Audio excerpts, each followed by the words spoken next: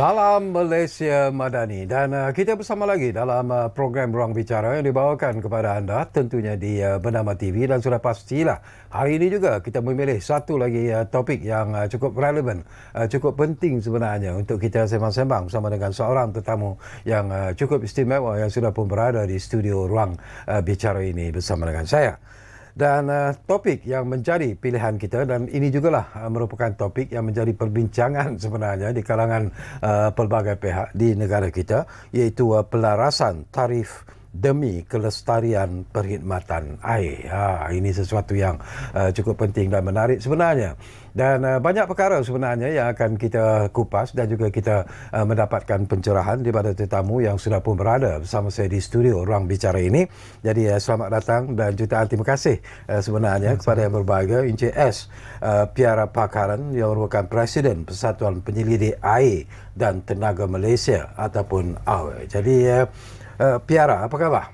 Kalau baik. Ini kali berapa Piara bersama kami? Dah. Sebelum ni pun dah pernah. Dah banyak kali dah. Jadi macam saya katakan, ini merupakan satu topik yang cukup penting sebenarnya, dan ianya menjadi perbincangan bila kerajaan mengumumkan iaitu tarif air akan dinaikkan kepada 22 sen semeter padu. Dan ianya akan dilaksanakan pada 1 hari bulan Februari yang akan datang.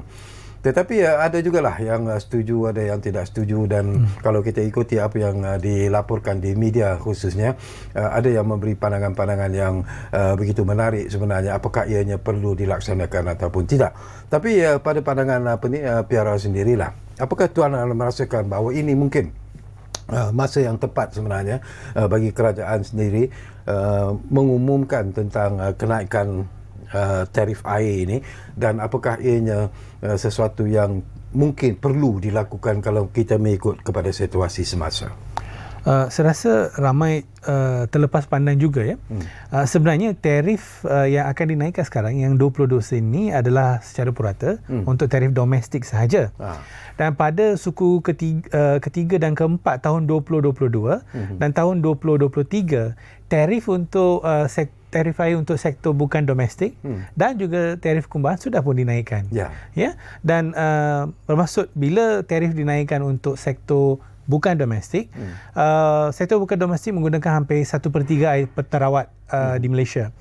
Dan bakinya adalah sektor domestik. So sekarang apa yang berlaku adalah waktu itu mereka menangguhkan pelaksanaan kenaikan tarif bagi sektor domestik sebab faktor-faktor kita baru keluar dari masalah COVID.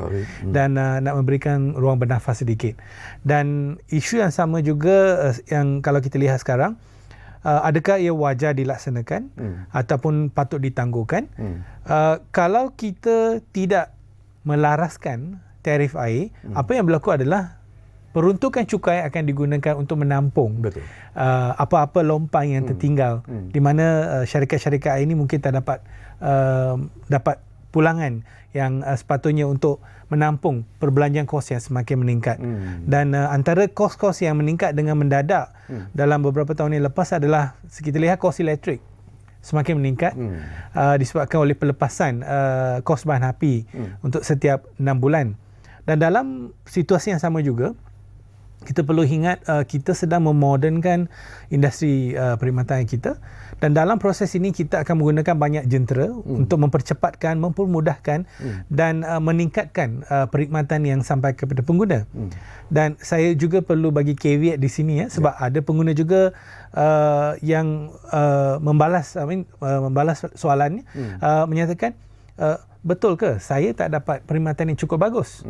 Dan apakah dengan kenaikan tarif ini saya dapat apa-apa manfaat? So dalam konteks ni saya rasa banyak pihak bertanggungjawab lah untuk memberi jawapan. Okey, saya ingatkan juga kepada anda yang mungkin sedang bersama kami di program Ruang Bicara ini, kami juga sebenarnya mengalu-alukan apa saja pandangan dan juga pendapat ataupun pertanyaan yang mungkin ingin anda kongsikan bersama dengan tetamu saya di studio. Jadi seperti biasalah, gunakanlah talian yang kami sediakan kepada anda, iaitu di 0326979768. Baiklah, mungkin sesuatu yang penting juga Piara ya.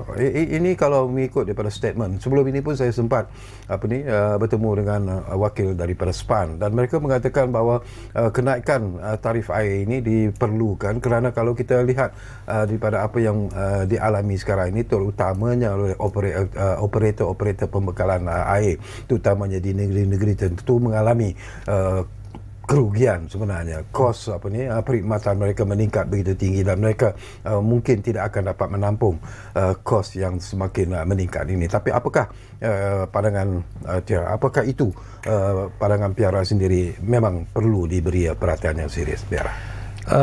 Seperti saya katakan tadi, memang berlaku peningkatan kos, bukan saja kos bahan api, kos modal insan. Kita juga perlukan pekerja bila kita meningkatkan bekalan air, liputan bekalan air kita dan memodernkan, kita perlukan pekerja yang lebih mahir untuk mengendali alat-alat yang lebih moden. Dan juga situasi di mana ada negeri-negeri yang lama tidak melaraskan tarif air mereka. Dan satu lagi isu utama di sini adalah adakah kos-kos yang disalurkan tu sudah diaudit ataupun sudah dikenal pastikan ia kos-kos yang cekap. So dalam satu matriks yang kompleks ini, kerajaan sekarang membuat keputusan untuk melaraskan dahulu dan pada waktu yang sama menetapkan KPI supaya kita lihat selepas pelarasan ni perkhidmatan bertambah baik. Jika tidak, dan persoalannya, apakah tindakan-tindakan lanjutan yang boleh diambil? Selain daripada isu yang Piara bangkitkan juga, kalau kita lihat daripada fakta yang diberikan kepada saya, dikatakan bahawa rakyat Malaysia dari segi penggunaan air itu adalah berada pada kadar yang agak tertinggi jika dibandingkan dengan negara-negara ASEAN yang lain. Dan juga kadar yang dikenakan juga adalah rendah jika kita bandingkan dengan kadar yang dikenakan di negara-negara ASEAN ini khususnya. Baik, kita ambil sebagai satu contoh misalnya.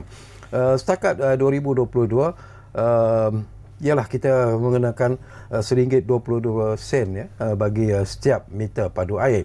Tetapi kadar yang dikenakan oleh negara jiran, terutamanya kita ambil contoh Vietnam, mereka mengenakan cas RM1.37. Sementara itu Thailand RM1.68, Filipina RM2.92, yang paling tinggi tentunya lah Singapura yang mengenakan cas sebanyak RM5.88. Jadi mungkin ada yang mengatakan bahawa kenaikan 22 sen bagi semeter padu air ini tidak akan memberi kesan ataupun impak sebenarnya. Tak tahulah pandangan Tiara.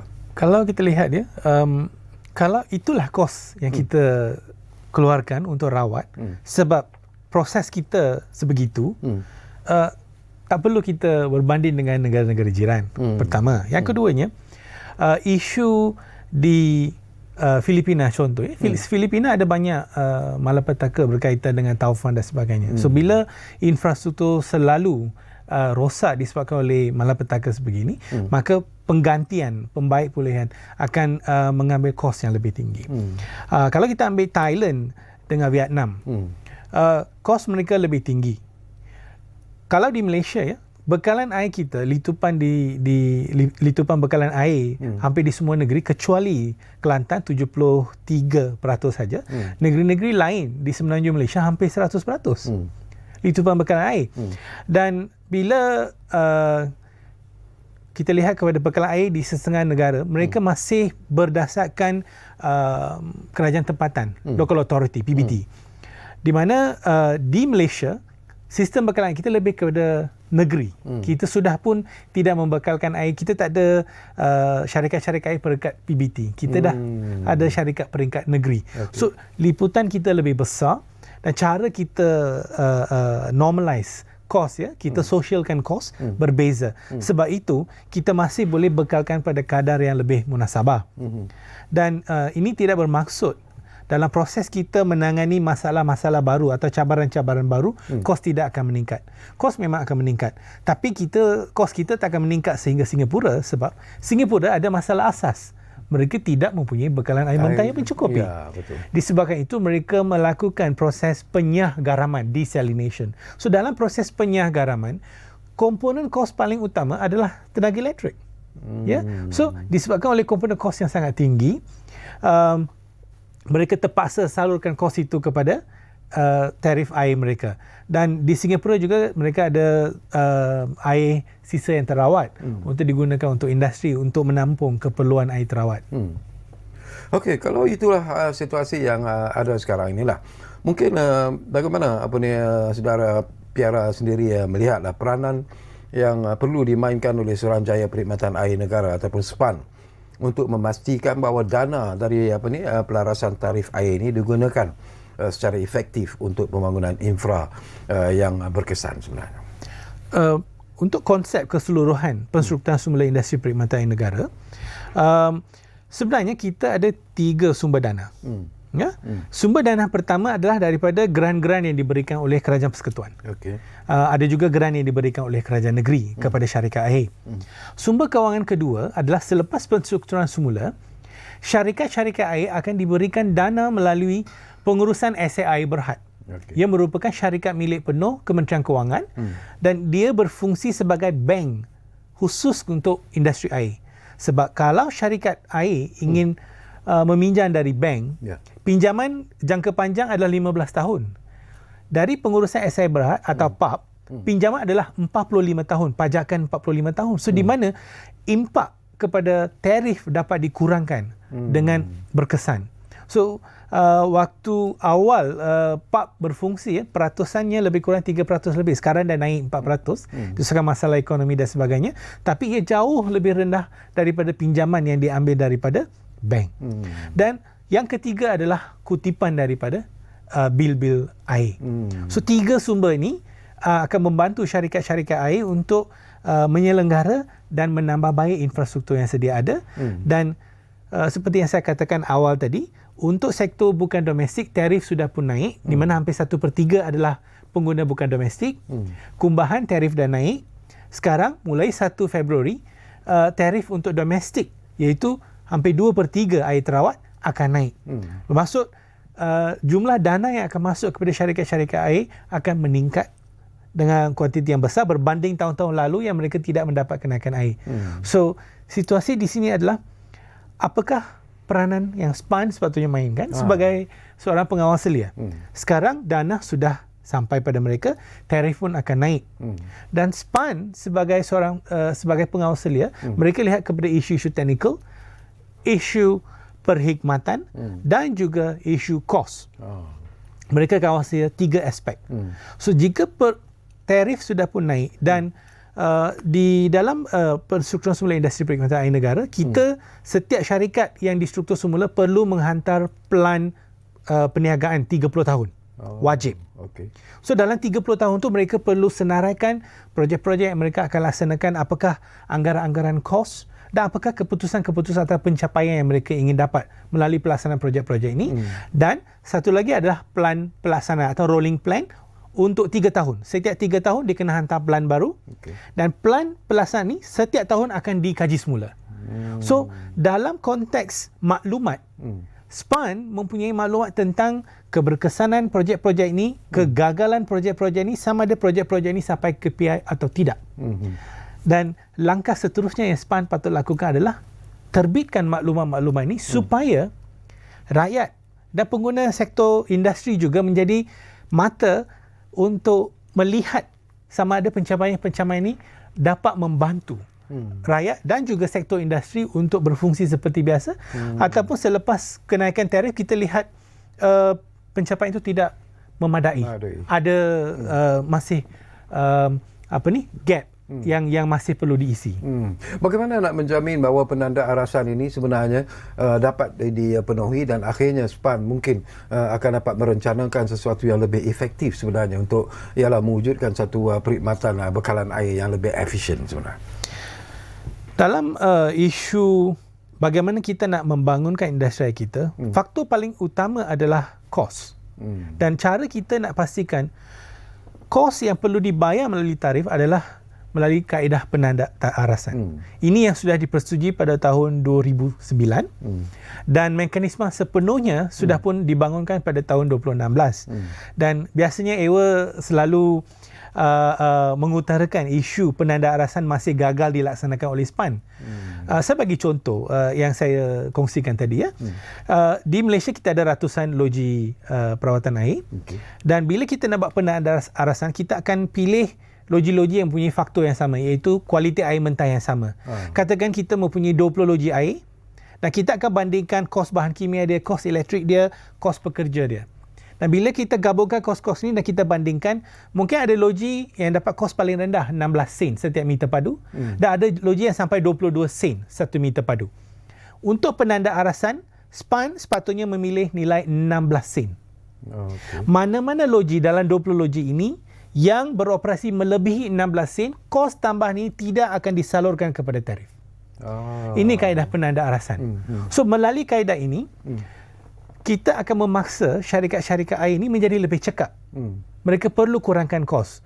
Penandaarasan yang sama juga boleh dilakukan untuk rumah-rumah pam, untuk penggantian paip-paip usan dan sebagainya. So inilah konsep penandaarasan di mana kalau kita buat proses iterasi ni secara berterusan, kita dapat tangkap di mana ketidakcekapan ni. Tapi kalau lama kita tak buat, kos-kos yang sepatutnya ditangkap ni menjadi kos yang sebahagian daripada kos yang tak sepatutnya disalurkan. So ini yang pertengahan bulan Disember lalu pun saya utarakan perkara yang sama dalam perbincangan dengan SPAN.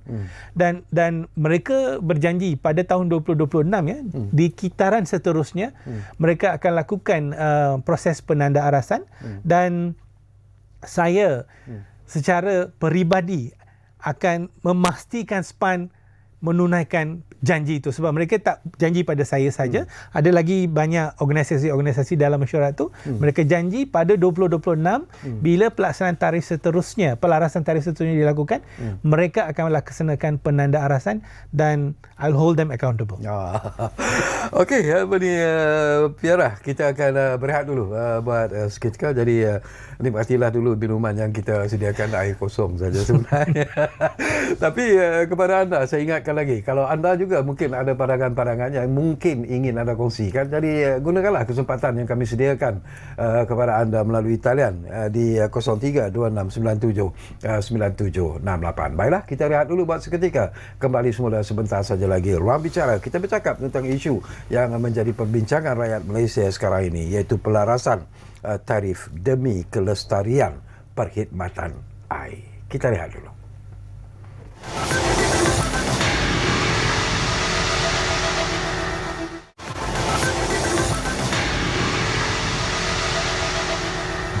Baiklah, kita kembali semula ke program Ruang Bicara ini. Masih lagi bercakap tentang pelarasan tarif demi kelestarian perkhidmatan air, dan tentunya kita masih lagi bersama dengan yang berbahagia, Encik S. Piara Pakaran, iaitu Presiden Persatuan Penyelidikan Air dan Tenaga Malaysia ataupun AWAT. Baik, sesuatu yang menarik dan penting tadi saya nak petik daripada apa yang Piara sebutlah.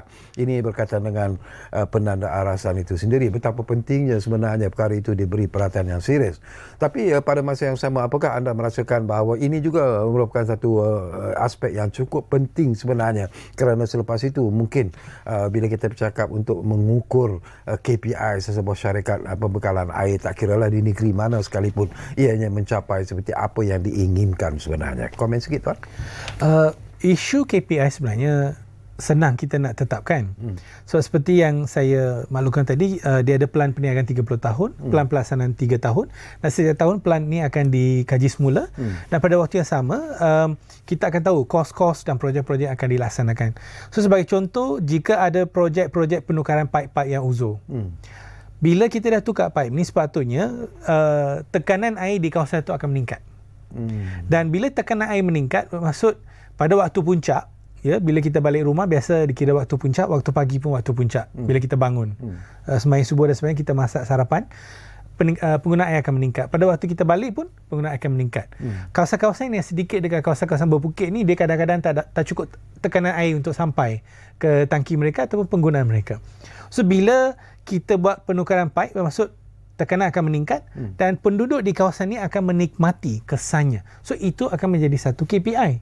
Di mana melalui projek-projek ini, kerajaan negeri, kerajaan persekutuan melalui SPAN dan juga syarikat air di negeri-negeri masing-masing perlu menerbitkan dalam masa 1 tahun, 2 tahun akan datang, apakah penambahbaikan dari segi perkhidmatan, kualiti air, tak ada lagi warna TO sebagai contoh, dan tekanan air bertambah, dan bila balik raya kita masih ada air lagi, tak perlu tadah-tadah sebagai contoh. Ya. Ini adalah KPI-KPI yang mereka boleh terbitkan dalam jangka masa berapa bulan atau berapa setengah tahun, 1 tahun, kawasan-kawasan mana akan menikmati penambahbaikan ini.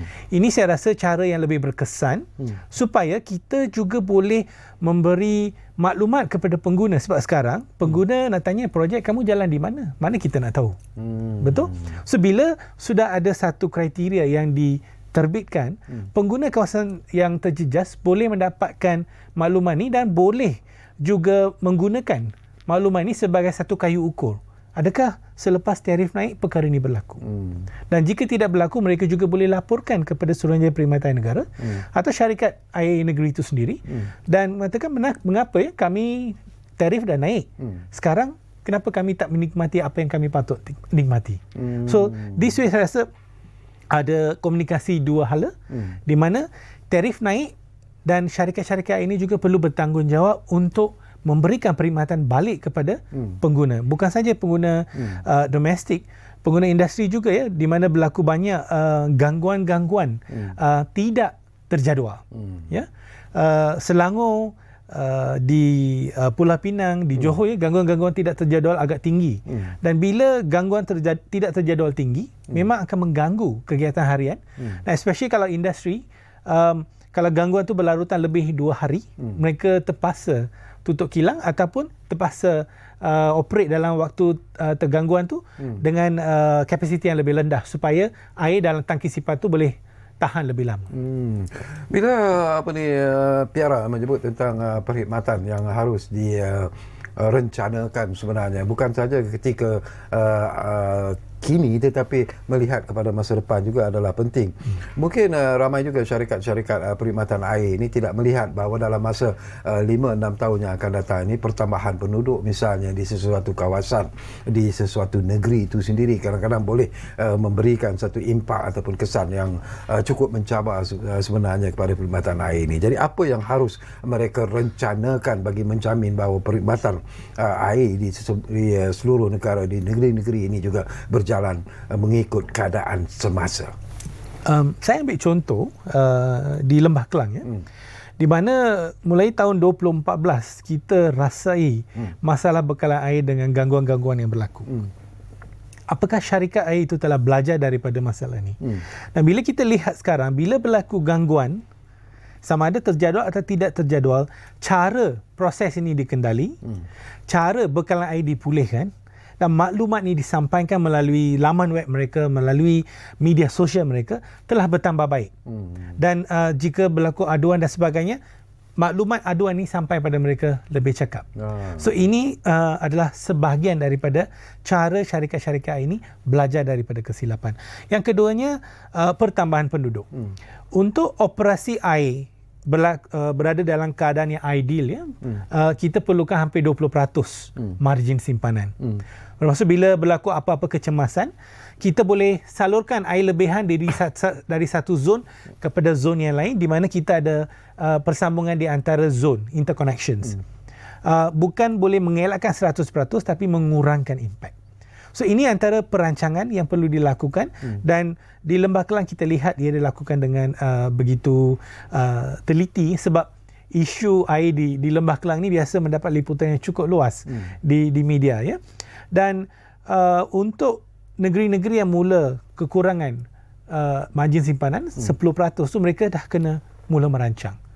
Dan setiap perbezaan di antara bekalan elektrik dengan bekalan air adalah bekalan elektrik, kalau satu loji gagal berfungsi, loji di negeri lain boleh tingkatkan penjanaan elektrik untuk menampung sebab dia hanya salurkan kepada grid. Tapi untuk loji-loji air, rawat air dan bekalkan untuk satu rangkaian yang terkawal sahaja. Sebab itu kita perlu ada sambungan di antara rangkaian interconnections untuk kurangkan impact. So ini adalah sebahagian daripada perancangan untuk maju ke hadapan. Saya juga nak dapat pandangan Piara. Ada juga pendapat ataupun pandangan yang dilontarkan dalam media sosial khususnya lah, yang mengatakan walaupun kenaikan tarif air ini hanyalah 22 sen, tetapi dari segi pendapatan sebenarnya ianya akan mencecah 600 juta ringgit setahun sebenarnya. Jadi apakah anda merasakan bahawa ini jumlah yang cukup besar sebenarnya, dan jumlah ini mungkin boleh digunakan secara efektif dalam usaha untuk membaiki perkhidmatan air oleh semua operator-operator air di seluruh negara? Saya suka rakyat Malaysia suka buat kira-kira. Memang hampir 600 juta sebab saya pun ada kira tadi. Saya nak berkongsi. Memang hampir 600 juta. Ini untuk pengguna domestik saja. Tarif sebelum ini sudah pun naik untuk yang bukan domestik, yang kenaikannya lebih tinggi daripada pengguna domestik. So kumpulan duit ini, tadi saya dah katakan kita ada 3 sumber dana. Geran dari kerajaan persekutuan dan kerajaan negeri, daripada pengurusan SI Berhad, dan juga sumber pendapatan daripada bil elektrik. So bila sumber pendapatan ini meningkat, sepatutnya kita lihat kepada penambahbaikan, ya.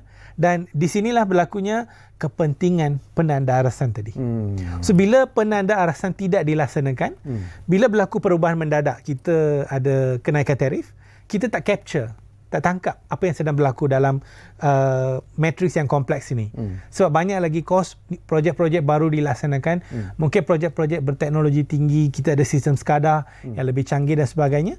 So dalam konteks ini, bila kita tak buat proses iterasi ini yang saya utarakan kerisauan saya kepada SPAN berulang kali. Bila kita tak buat proses ini secara berterusan, bila tiba-tiba selepas 20 tahun baru kita nak buat, ya, kita tak akan dapat lihat apa yang sedang berlaku dalam 2 dekad yang lepas tu, kita tak dapat tangkap. So untuk isu ketelusan, saya juga nak berkongsi satu maklumat, ya. Sehingga tahun 2019 laporan kebangsaan untuk industri perkhidmatan air masih menerbitkan isu-isu berkaitan dengan kos, data-data kos pendapatan, perbelanjaan, apakah kos-kos untuk setiap meter padu air. Mulai tahun 2020 dah tak ada data-data ni. Mengapa? Sepatutnya bila data ini wujud, ia menyumbang kepada ketelusan. Banyak pihak boleh periksa, banyak pihak boleh tahu apa yang sedang berlaku. Ada juga satu data yang bila kita bandingkan, kita perhatikan di Kelantan, sebenarnya kos penggunaan bahan kimia lebih tinggi daripada apa yang didakwa. Dikatakan disebabkan penggunaan air bawah tanah yang tinggi, kos penggunaan bahan kimia rendah. Tapi bila kita lihat bandingkan dengan Perak, dengan Selangor, sebenarnya kos penggunaan bahan kimia di Kelantan lebih tinggi untuk setiap meter padu. So kos atau data-data ini sebenarnya sangat penting untuk kita bantu memahami kenapa berlaku dakwanya lain. Tapi mengapa berlaku perbezaan yang agak ketara berbanding apa yang telah diutarakan pada kita. So bila pengkaji, penyelidik ataupun rakyat pengguna biasa ingin lihat data-data ni, contoh dia kata banyak syarikat rugi. Datanya mana? Sepatutnya ada dalam laporan ini yang diterbitkan lewat setahun. Data untuk tahun 2022 sudah pun ada di laman web SPAN. Tapi maklumat pendapatan, kerugian dan sebagainya sudah tak ada, dah hilang. So kita berharapkan SPAN mulakan balik ketelusan dari aspek data-data ni supaya semua pihak dapat tahu. Dan bila takkan setiap rakyat nak pergi laman web syarikat air, periksa mana laporan kewangan dan sebagainya. Bila ada data negara, data nasional, kita boleh banding terus. Negeri mana yang pendapatannya bagus, ataupun negeri-negeri yang maju masih juga rekod kerugian sebagai contoh. Apakah Piara setuju? Ada juga pandangan yang dilontarkan di luar sana lah yang mengatakan bahawa mungkin kita tidak perlu sebenarnya untuk menaikkan tarif air ini walaupun hanya berjumlah 22 sen. Tetapi yang lebih penting ialah di mana kerajaan pusat sendiri mungkin boleh menampung sebenarnya untuk memperbaiki perkhidmatan air di seluruh negara ini melalui pendapatan negara secara keseluruhannya. Mungkin bajet yang diperolehi daripada pelbagai aspek cukai dan sebagainya itu boleh digunakan sebenarnya untuk membaiki perkhidmatan air di negara kita. Apakah anda setuju sebenarnya?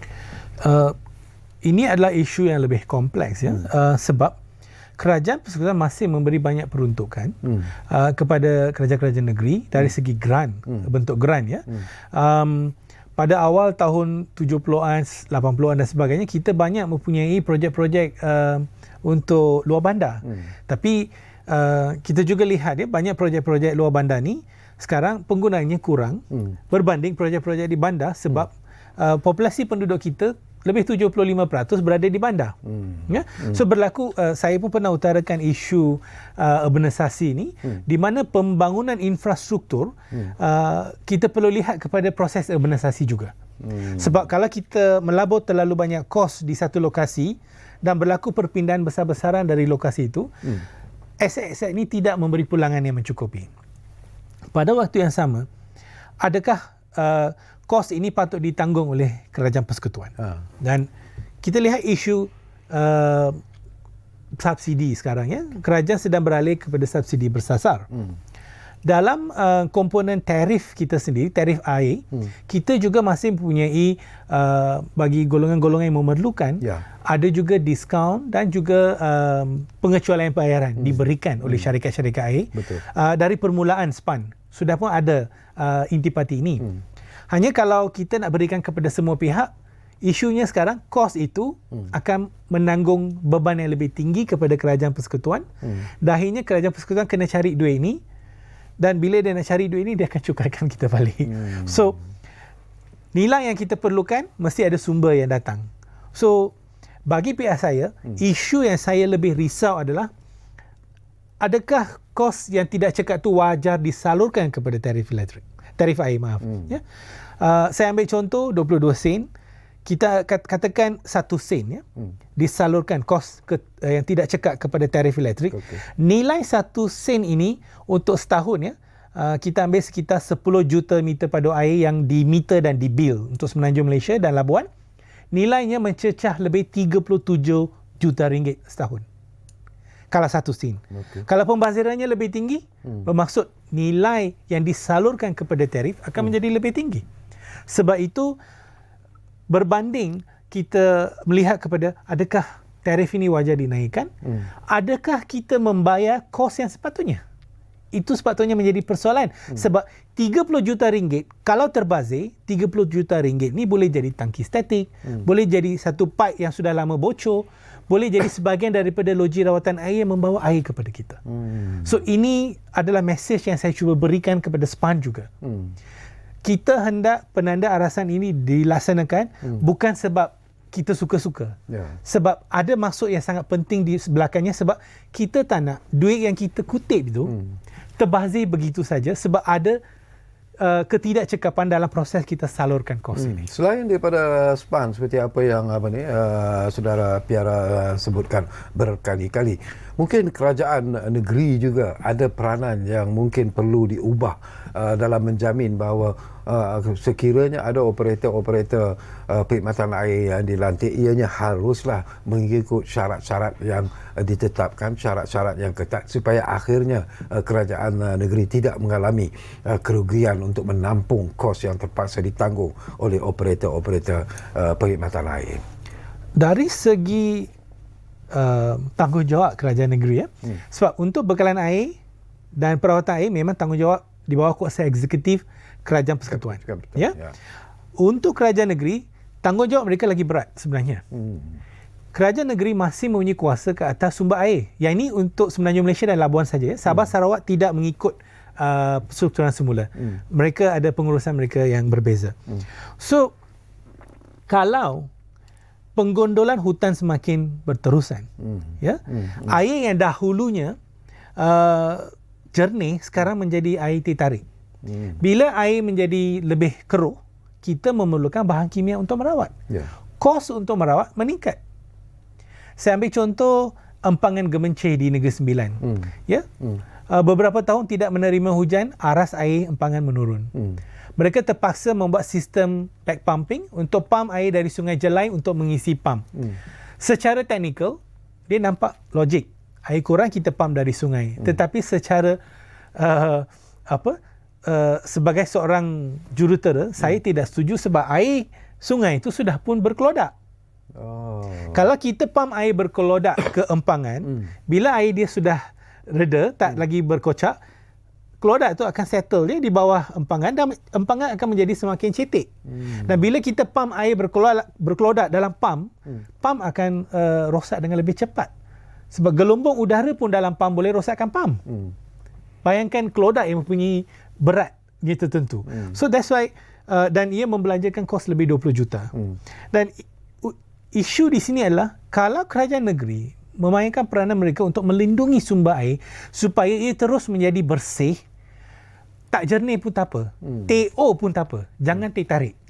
Sebab lebih keruh air itu, lebih tinggi kos yang kita perlu tampung untuk rawat. Dan bila kita buka kawasan-kawasan perindustrian, ya, jangan letak di kawasan-kawasan hulu ataupun ke atas loji-loji air. So bila kita dah tahu sungai itu ada loji air, kita perlu elakkan pembangunan di persekitaran kawasan tadahan yang membantu sungai itu sentiasa mempunyai air yang mencukupi. Itu yang berlaku di Sungai Selangor. Dah banyak sungai-sungai, Sungai Langat, Sungai Semenyi. Ya, bila berlaku pencemaran, kita terpaksa tutup loji. Ya. Dan ini bukan salah syarikat operator sebab kalau kita tak tutup loji, contohnya kalau bahan kimia yang terlepas tu jenis minyak, dia sampai ke penapis, loji kena tutup sangat lama sebab kita kena buka semua penapis, sand filter semua kita kena tukar. Pasir tu dah boleh pakai dah. Kita kena beli yang baru, kena order, kena tukar semua. Loji mungkin tutup lebih seminggu. Dan ia menjadi masalah yang lebih besar. Sebab itu bila mereka kesan ada tumpuk-tumpuk minyak, penutupan loji adalah langkah pertama. So di sini kita lihat tanggungjawab kerajaan negeri untuk memastikan sumber air itu sentiasa mencukupi menjadi sesuatu yang sangat penting sebab tanpa air yang bersih, kita tak dapat lakukan semua proses yang lain. Betul. Okey, semakin menarik sebenarnya, Piara. Tapi ialah kita diarah untuk berehat buat kali terakhir dan kembali nanti. Tak banyak lagi masa yang tinggal, tapi mungkin ada lagi persoalan-persoalan yang sempat saya kongsikan bersama dengan tetamu kita yang berada di studio, Piara Pakaran, yang merupakan Presiden Persatuan Penyelidikan Air dan Tenaga Malaysia ataupun AWI. Kita jumpa lagi selepas kita berehat hanya untuk seketika.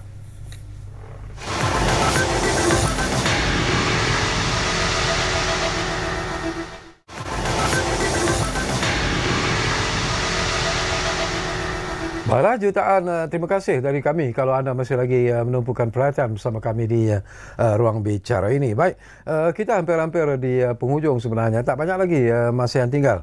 Saya suka sebenarnya Tuan Piara tadi menyentuh tentang peranan yang harus dimainkan oleh kerajaan negeri, peranan yang harus dimainkan oleh SPAN, tetapi kita jangan lupa peranan yang harus dimainkan oleh pengguna-pengguna air juga menjadi satu aspek yang cukup penting sebenarnya. Dan kalau kita mengikut rekod yang dicatatkan sama ada betul ataupun tidak, tetapi secara puratanya setiap rakyat Malaysia menggunakan lebih kurang 237 liter air sehari. Ini pun sesuatu yang perlu dilihat secara serius sebenarnya apabila kenaikan tarif air ini diumumkan nanti ataupun dilaksanakan nanti. Kalau kita lihat data 237, seperti yang Encik Syakawi mention tadi pun, di Vietnam, di Thailand dan sebagainya, nilainya jauh lebih rendah. Now, data purata ini sebenarnya cara kiraannya untuk lokasi yang dibekalkan air, jumlah air yang dibekalkan dibahagi dengan populasi.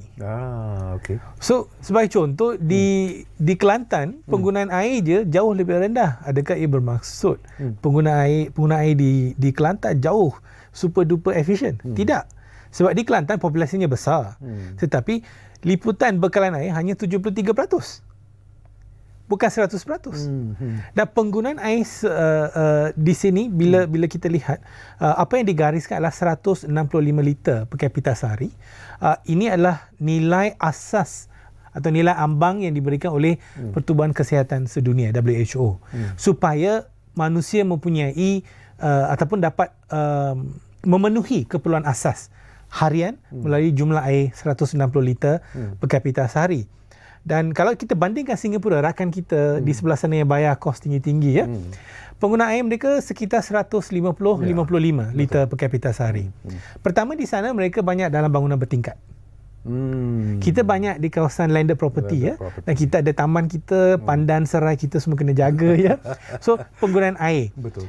Dan Dan juga satu lagi aspek adalah bila kita guna air, kadang-kadang kita tak sedar sama ada alat-alat yang kita gunakan ni cekak air atau tidak. Ya. Saya ambil contoh pilih air. Ada setengah-setengah individu tak suka air yang keluar bergelembung, dia rasa geli. Dia tukar pada pilih biasa atau dia buka gelembung tu.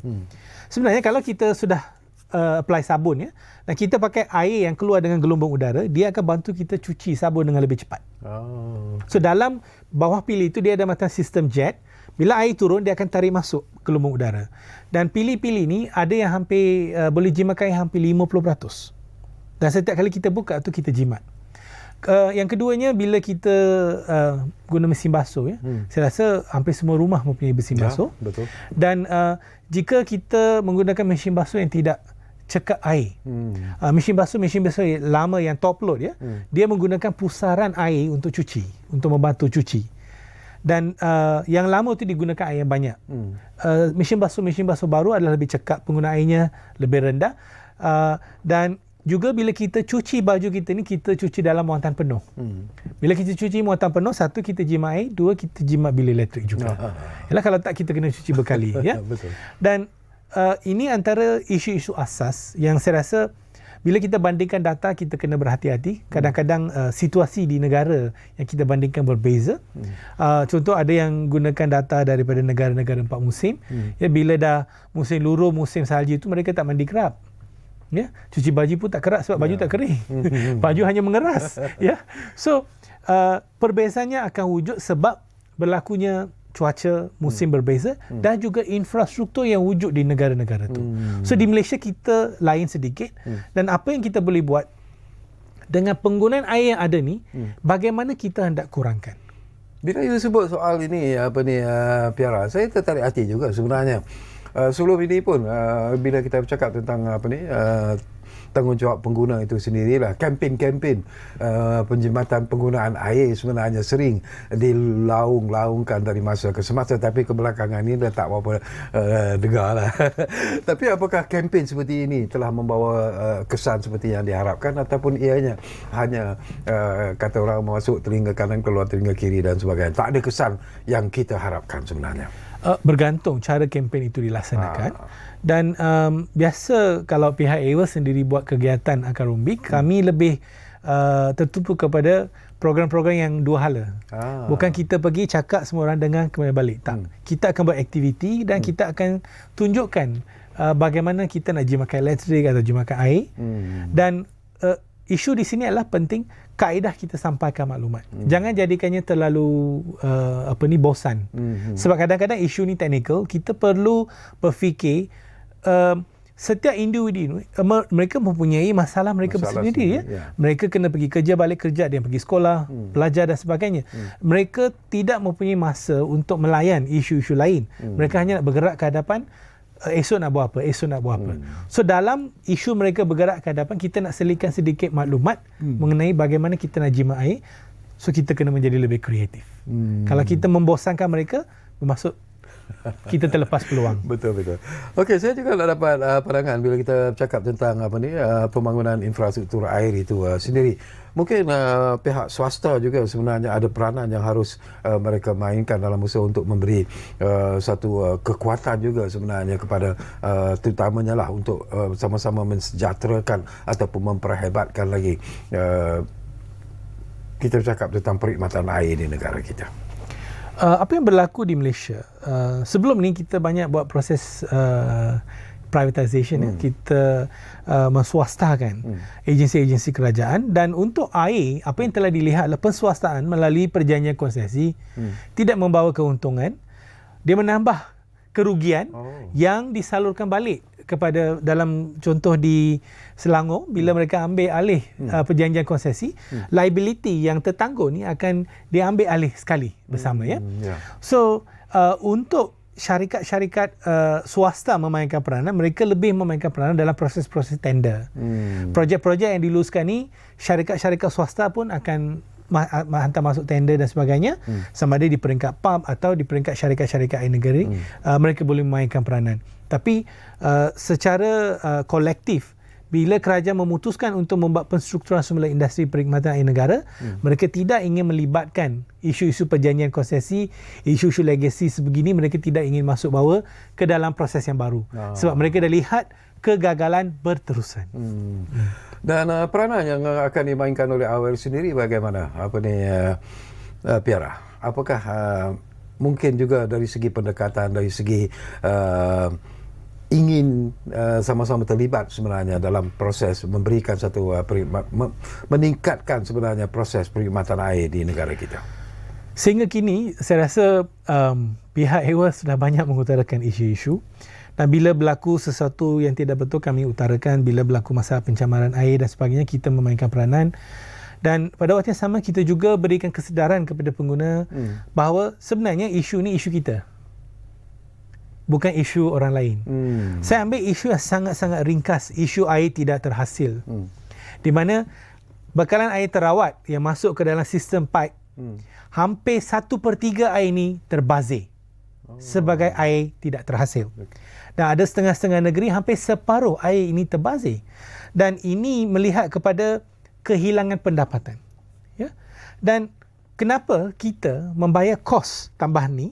Kita naik 22 sen.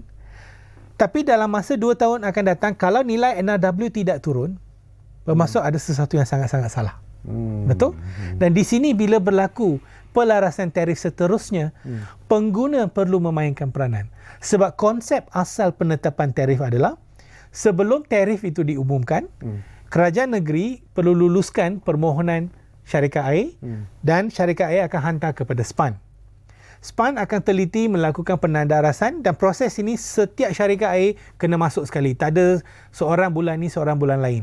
Bila sudah diteliti, mereka lihat kepada kadar tarif yang perlu dinaikkan, dan SPAN perlu umumkan kepada semua pihak dan melakukan proses town hall dan sebagainya untuk dapatkan maklum balas. Ini yang kita persetujui pada tahun 2009. Saya berada di mesyuarat itu bersama Ketua Pegawai Eksekutif SPAN waktu itu dan juga pegawai kerajaan. Itu yang dipersetujui. Dan apa yang berlaku sekarang adalah sebahagian sahaja. Ya, di mana dalam proses penetapan tarif ni kita perlu libatkan pemegang taruh utama, iaitu pengguna. Termasuk pengguna industri. Sepatutnya mereka perlu terlibat dan memberi saranan mereka. Mungkin di sesuatu kawasan, saya pernah ada satu kes di mana pipe selepas diganti, dibiarkan di atas jalan, dan kawasan tu terdapat banyak kumpulan kerbau. So bila dia jalan atas pipe tu, pipe hancur. Ya, dan proses ni bila diganti, dibiar macam tu, dia bukanlah satu aktiviti yang menguntungkan, membazir sahaja. Ya. So dalam konteks ini saya rasa penglibatan semua pihak, kami juga akan terus memberikan penerangan tentang penstrukturan semula industri perkhidmatan air negara, dan sepatutnya mengikut penstrukturan semula yang asal ya. Tahun 2020 Malaysia sepatutnya mempunyai industri perkhidmatan air negara yang terbaik di dunia. Tapi sebab kelewatan main tarik tali di antara persekutuan dan negeri, kita masih dalam situasi yang sama. Okey, tinggal lebih kurang 2 minit saja lagi, Piara. Apa lagi yang ingin anda sampaikan di penghujung program Ruang Bicara ini bila kita bercakap tentang pelarasan tarif demi kelestarian perkhidmatan air? Silakan. Saya rasa setiap pihak perlu memahami di Malaysia kita semakin kehilangan litupan hutan, ya. Dan waktu saya kecil dulu, saya dari kawasan pedalaman, ya. Kami dapat bekalan air seminggu sekali dalam roli tangki air. Tak ada bekalan elektrik waktu malam, ya. Saya pernah mengalami situasi sebegitu. Dan bila saya lihat lori tangki air sampai sekarang di tengah-tengah bandar, memang janggal, ya. Ya, di pedalaman, ya. Di bandar tidak sepatutnya perkara ini berlaku. Dan bila kita melangkah ke hadapan, bekalan air mentah kita akan semakin berkurangan. Disebabkan oleh ketidaktentuan cuaca. Dan disebabkan perkara ini dan juga masalah pencemaran, disebabkan oleh pihak-pihak yang tidak bertanggungjawab melepaskan sisa supaya mereka boleh jimatkan kos. Kita akan berdepan dengan masalah-masalah yang lebih meruncing, dan bekalan air akan menjadi satu isu yang sangat serius. Adakah kita sanggup memegang baldi beratur 20 tahun akan datang? Kalau kita tak nak perkara ini berlaku, kita kena sama-sama terlibat. Pastikan syarikat-syarikat air melaksanakan tugas mereka. Kerajaan negeri melindungi hutan supaya sumber air kita terjamin dan kerajaan persekutuan melalui SPAN berlaku adil dan tegas bila mereka membuat pengawasan. Okey, terima kasih banyak-banyak kepada saudara S. Piara Pakaran, iaitu Presiden Persatuan Penyelidikan Air dan Tenaga Malaysia atau PENAR, dan semuanya telah pun dikatakan oleh Piara di penghujung ini. Jadi satu statement yang cukup tegas, satu statement yang cukup jujur dan ikhlas sebenarnya, dan kita harap semua pihak yang terlibat dalam isu ini, terutama bagi pihak kerajaan sendiri, bagi pihak swasta sendiri, bagi syarikat-syarikat pengendali air sendiri, semuanya memberi perhatian yang cukup serius sebenarnya, kerana ini merupakan isu yang amat penting, kerana air itu adalah merupakan sumber kehidupan kita seharian sebenarnya. Jadi terima kasih kepada anda yang menumpukan perhatian sama kami di program Ruang Bicara ini, dan seperti yang selalu kami janjikan kepada anda dan sentiasa kami tepati, Ruang Bicara akan terus berbicara bersama anda dari masa ke semasa. Kita jumpa lagi. Terima kasih.